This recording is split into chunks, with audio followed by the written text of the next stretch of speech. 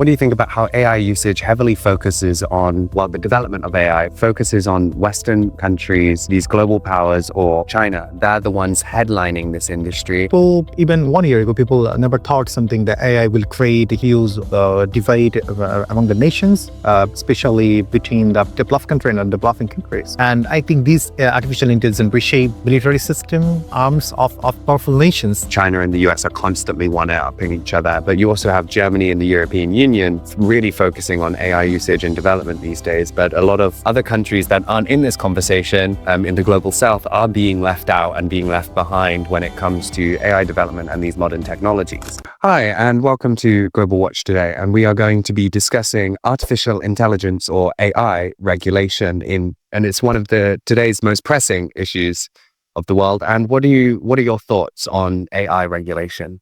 Oh, actually, it's really hot topic nowadays, like artificial intelligence in the modern world.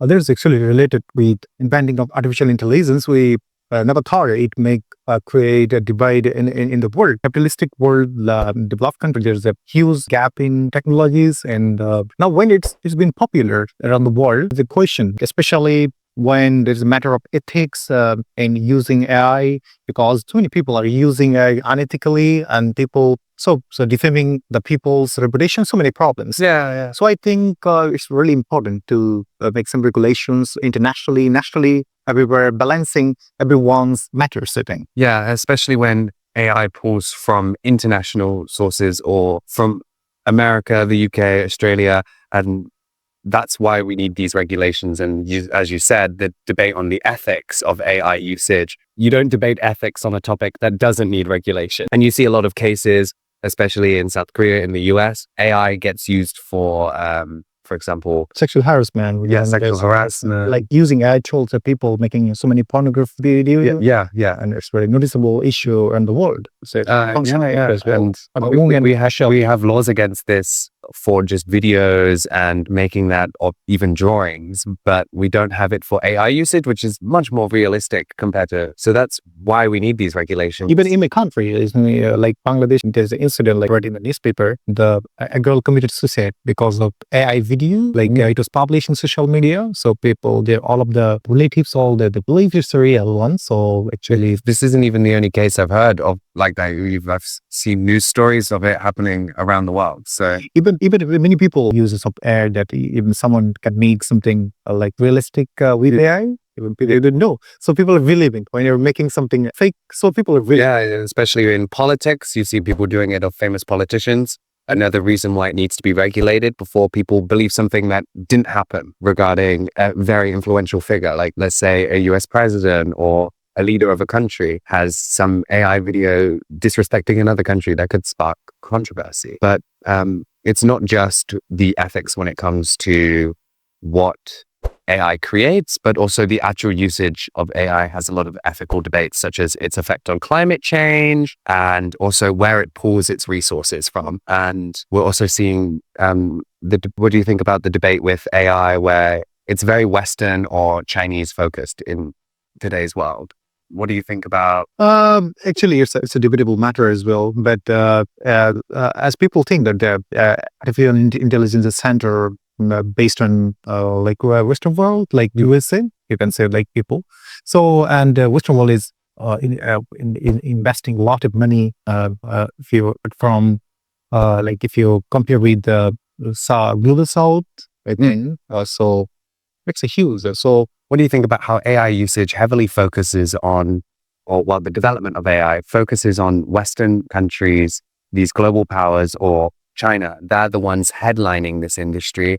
And what do you think about the divide that creates in the world? Actually, the people, even 1 year ago, people never thought something that AI will create a huge divide among the nations, especially between the developed country and undeveloping countries. But nowadays, a great questions and I think this artificial intelligence reshape military system, reshape arms of powerful nations, and it will create dirty competition regarding even war, and it will lead Conflicts of obviously conflict. It will decide who will win in the next war, maybe because Western world can develop artificial intelligence system in work things. So it will create huge gaps among the nations and in domination as well. Yeah, and you are definitely seeing the fear of that divide getting deep between just the leading nations alone. The US and China are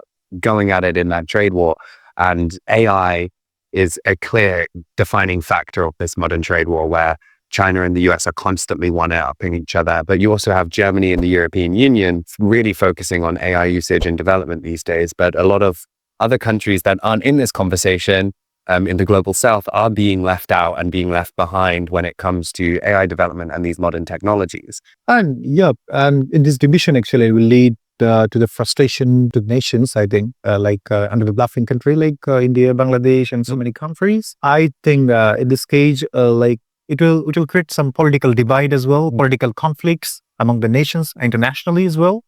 And if under developing country also they also compete with the developed countries. Yeah, in this regard, maybe they will lag behind. But the problem is that will create a big conflict among underdeveloping country and developed countries, where future conflict in many cases. Yeah, it's you can very clearly see parallels to the rise of the internet in the 80s, 90s, and 2000s, where internet and these advanced technologies using Wi-Fi at the time clearly defined who was going to be a key player in the modern era. And now we're just moving on to the next step of that. So it's sort of how the internet came about. It was headlined by the US. The US had that strong grip on the world because it headlined the internet. It led to a lot of divide within countries that didn't have access to these resources. And America and Europe and China that developed it sort of left the global south behind, and they're only now just catching up, and we've got another leap forward. It's very similar in that regards. Do you think? Yeah, and Europe has passed recently a Regulation Act, and on the other hand, the United States of America. So they want some they want a regulation, but with minimal restrictions. Yeah. And in the other hand, if we look at China, they are really control their citizens, and they are even trying to control the citizen in case of artificial intelligence as well. You do just see how AI law is being processed in probably the three great powers at the moment, US, EU, and China, really shows the difference in their policy making. The US is very capitalist with it. They are freedom breeds innovation, and the less rules on it, the more free the market is. That's how their policies work.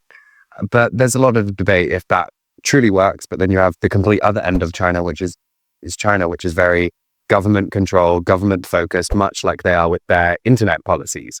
And that's also how free is the tools of AI going to be to their people if it's state controlled. And then you have the EU, which is very policy making focused, where we just, well, not we in the UK anymore, but where they just go, we need these laws, these laws, these laws, these laws. We like the companies, but we want them to be controlled relatively, like a sort of, I wouldn't say middle ground, definitely more leaning towards the US side of the freedom aspect, but a lot more control. And I would say I'm partial to this mindset where we have some limitations to how, so AI can't run rampant. It can't just take from anywhere. We still get the freedom of the development of these tools.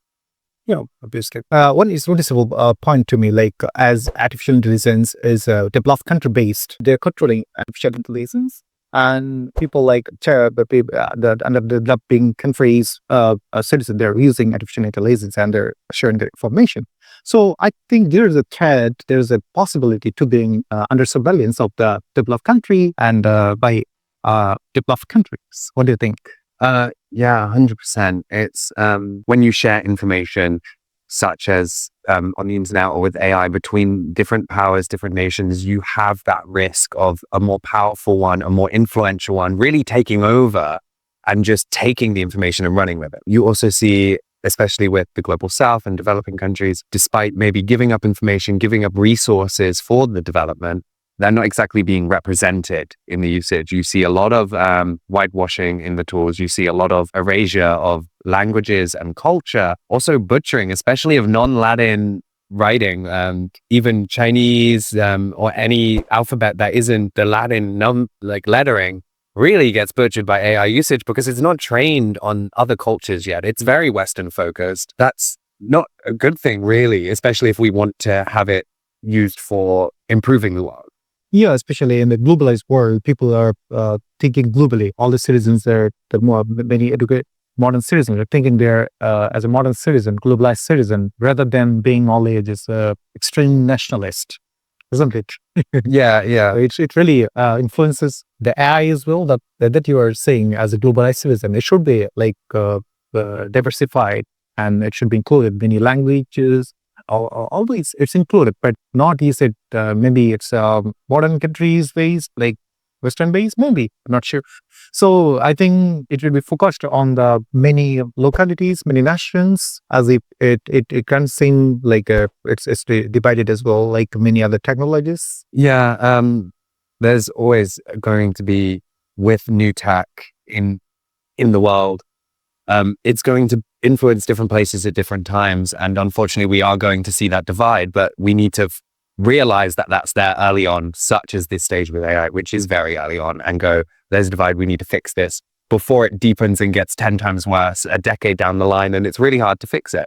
Like, the internet is a great example of how that divide is quite minimal, because it was advertised in the 2000s, in the 90s, as that big global thing to bring people together. You can log on to social media and message someone from who knows where on the other side of the world, if governments allow. Yeah. So I feel like we need to have a similar kind of approach to AI, where we look at it as a sort of global tool rather than a tool of, this is an American AI, this is a European AI, and this is Chinese AI. What's the possible solutions can be, like as you have mentioned already, and we know this is really developed country focused, and in case of culture, education, in case of usage, in case of control, in case of everything. So I think it's a above country focus. So how can can we make it globalized? There is really no one right answer to an issue such as this. I think the best bet that we can do is get organizations such as the World Trade Organization, WTO, or the UN to really have multiple countries, multiple tech sectors, companies, the big tech companies, come together and start a conversation, at least, of information sharing and setting those base global regulations. We've seen them do this before with the laws of robotics, where robots can't do this, they can't hurt humans, etc. We need a similar approach to AI, which is just another form of a robot, really. So if they can, despite our divided world, make these moves at the United Nations and not have the usual players influencing the decisions, really give voice to everyone at the table who wants to be at that table. And that's almost everyone wants to be at that table. It's a big new tech development. Having multiple voices heard from the industry, from politics, and general people in education sectors, medical sectors, anything really, to really form a strong, educated opinion, and not so much strict regulations, but clear regulations and guidelines to its usage and how to apply it. Yeah, I think it can be done like some influential international organizations like United Nations and the European Union, and I don't know. So should be neutral organization maybe. So yeah, so I think they can work, and then I think they have to bring all the communities under one table for a good discussion regarding this. Yeah. And I think it can work, but I'm not sure, as it's related to its capitalism. At the end of the day, we can't ensure that it can work. Especially during this era of tariffs and trade wars, knows if that's even a possibility. But as an optimist and a believer of a globalized app, I do hope that people can look at this and go, we need to do what needs to be done, despite what governments are saying. Yeah, like what we are doing right now. So public awareness, creating public awareness is one of the most important, like making people aware regarding the negative impacts of artificial uses of artificial intelligence, and especially in the rural area and the developing country, where and people we should make aware more, because people still don't know what is AI and what can be done with artificial intelligence, what negative impacts can bring to the people. Like I say, even a girl committed suicide because of AI making videos. So it's really concern of matter. So, and from everyone's perspective, we should create awareness regarding this. So thank you very much for being with Global Wars. Thank you very much, Faye. It's my pleasure.